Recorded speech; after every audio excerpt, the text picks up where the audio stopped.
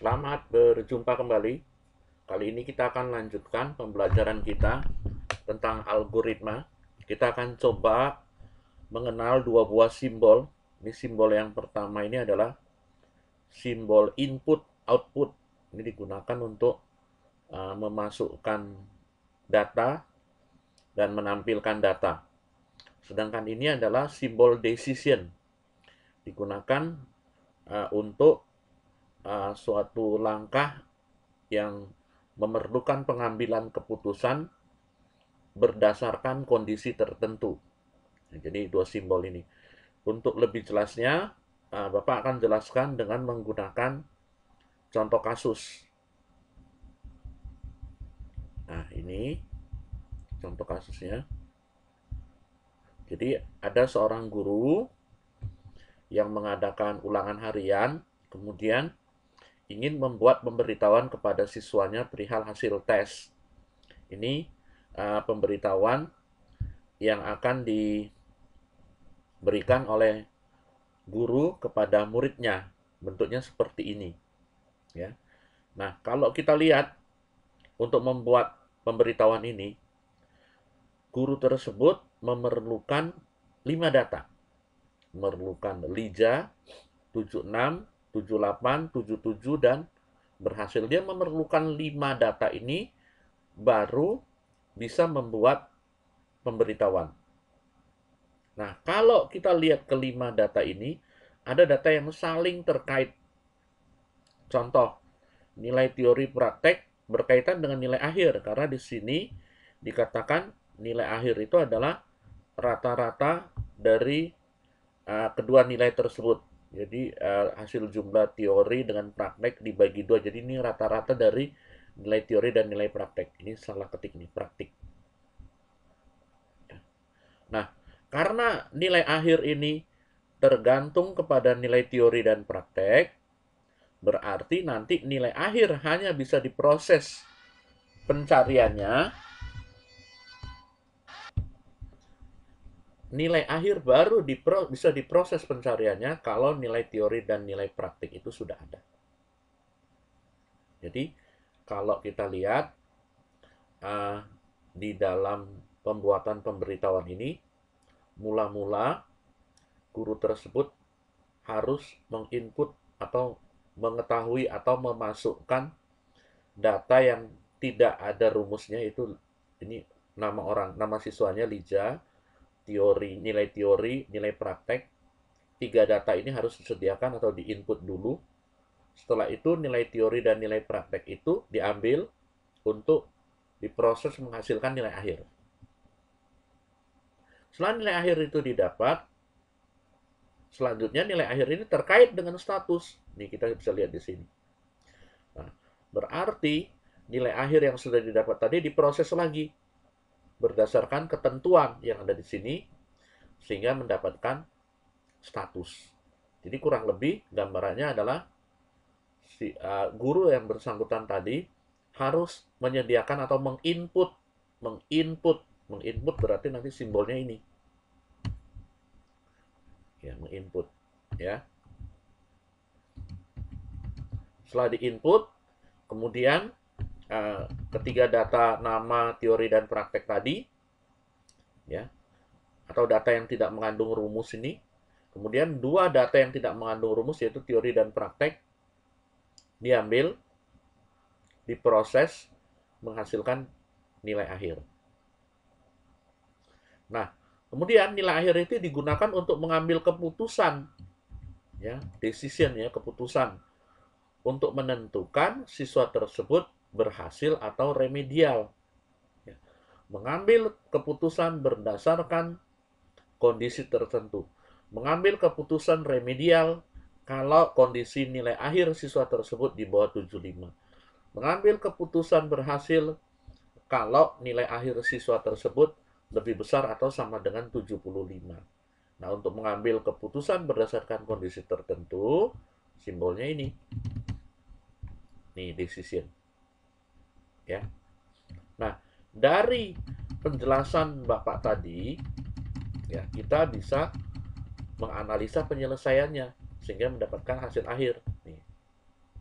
Jadi, seperti yang tadi saya sudah jelaskan, untuk membuat pemberitahuan tersebut memerlukan 5 data, LIJA, 76, 78, 77, dan berhasil 5 data ini diperlukan baru pemberitahuan itu bisa dibuat.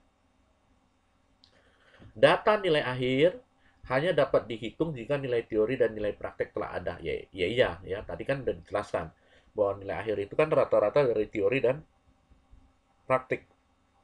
Jadi, kalau teori dan praktiknya belum ada, gimana nyari nilai rata-ratanya?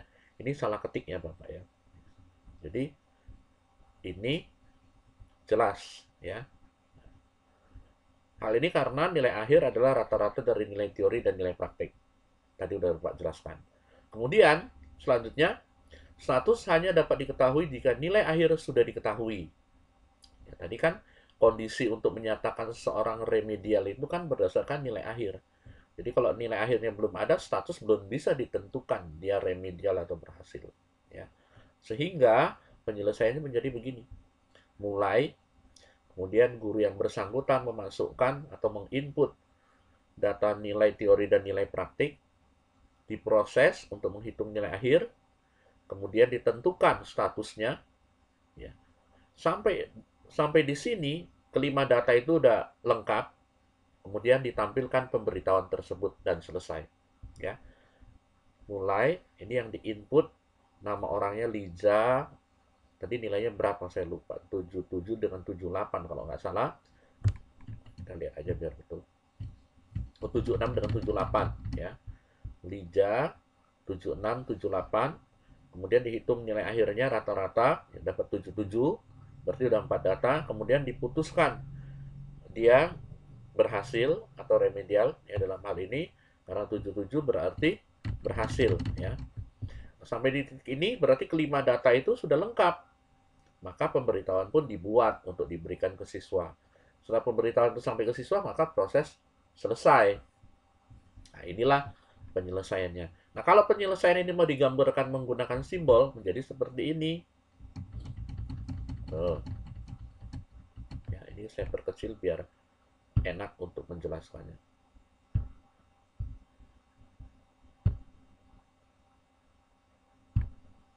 Nah, ya seperti itu. Ya, mudah-mudahan terlihat ya. Mulai, atau digedein dulu lah nanti, baru dikecilin lagi. Mulai, nah ini simbol input, guru memasukkan Liza, ya, 78 dengan 76 ya, tadi memasukkan nilai teori dan praktek, kemudian nilai teori dan prakteknya diproses, simbol proses kan segi 4, jadi cari rata-ratanya, kemudian hasil proses nilai akhir yang berupa rata-rata dari teori dan praktek itu digunakan untuk mengambil keputusan. Ya, nah ini simbol keputusan. Di tengah-tengah ini kita tuliskan kondisi yang digunakan untuk mengambil keputusan, dan kondisinya biasanya dibuat dalam bentuk pertanyaan. Apakah nilai akhir lebih kecil dari 75? Kalau benar dia ke samping, kalau tidak dia ke bawah. Jadi tangan dari decision itu selalu 2. Adalah merupakan jawaban dari kondisi yang ada di tengah-tengah dari simbol decision ini. Tangan-tangan ini nanti dikaitkan dengan keputusan yang diambil. Ya. Apakah nilai akhir lebih kecil dari 75? Dia berarti ke sini. Apakah kalau iya, dia berarti ke sini. Kalau tidak, dia ke bawah. Ya. Kalau iya nilai akhir itu lebih kecil dari 75, sesuai dengan ketentuan tadi di atas, bahwa siswa tersebut adalah remedial. Tuh, di bawah 75 kan remedial. Ya. Jadi, kalau ya lebih kecil dari 75, maka dia ke kanan, ya. Maka status dari siswa tersebut remedial. Tapi, kalau tadi nilai akhirnya kan 77. 77 kan tidak lebih kecil dari 75, karena tidak, ya ke bawah. Ke bawah di tangan ini tidak ada keputusan yang diambil. Ya. Beda dengan ini kan, kalau ini kan ada keputusan. Jadi tidak ada keputusan yang diambil. Kalau 77 berarti tidak ada keputusan yang diambil. Berarti belum ada statusnya. Kemudian ke bawah lagi. Apakah nilai akhirnya lebih besar sama dengan 75? 77 kan? Kalau 77 lebih besar sama dengan 75, iya. Maka ada keputusan yang diambil, yaitu berhasil. Ya, berhasil. Dia lewat sini, nggak lewat sini. Ya, berhasil. Nah, sampai di titik ini, maka kelima data itu sudah ada, siap digunakan untuk membuat laporan. Ya, ini udah di-input LIJA, kemudian nilai teori dan nilai prakteknya, nilai akhirnya sudah diproses, kemudian statusnya juga sudah ditentukan, maka selanjutnya adalah ditampilkan pemberitahuan kepada siswa tersebut. Setelah pemberitahuan ditampilkan, maka proses selesai. Ya.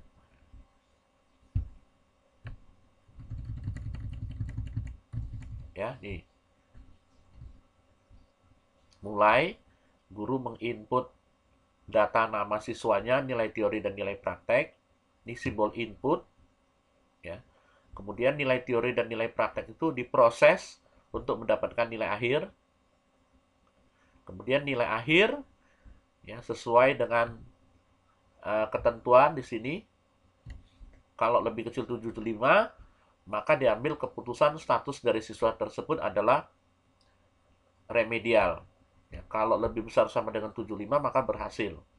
Jadi, ini adalah kondisi untuk mengambil keputusan. Kondisi mengambil keputusannya ditulis di sini, di tengah-tengah dari simbol decision. Bentuk pertanyaan. Ya. Kemudian, pertanyaan tadi ada dua jawaban, iya atau tidak. Ya, kalau iya dia ke kanan, kalau tidak dia lurus ke bawah. Ya. Apakah nilai akhirnya lebih kecil dari 75? Kalau iya, maka keputusannya diambil statusnya remedial. Tadi hasil perhitungannya kan 77. 77 kan tidak lebih kecil dari 75. Apakah 77 lebih kecil dari 75? Tidak. Karena tidak, dia lurus ke bawah, nggak belok ke kanan. Nah, lurus ke bawah, di tangan ini tidak ada pengambilan keputusan, tidak ada proses mengambil keputusan. Jadi kalau ini kan, kalau iya tadi kan ada proses mengambil. Ini karena 77, berarti tidak lebih kecil dari 75, berarti tidak ada pengambil keputusan. Dia ke bawah lagi. Apakah 77 lebih besar dari 75? Iya. Karena ya, dia belok ke kanan, maka diambil keputusan status siswa tersebut, proses pengambilan keputusan status siswa tersebut adalah berhasil. Sampai di titik ini, ya, kemudian ngikutin panah, sampai di titik ini, maka kelima data untuk membuat pemberitahuan sudah lengkap. Selanjutnya, ditampilkan pemberitahuan untuk diberikan kepada siswa. Nah, kemudian proses selesai. Nah, decision ini bisa disingkat. Nih, disingkat. Tuh, jadi begini.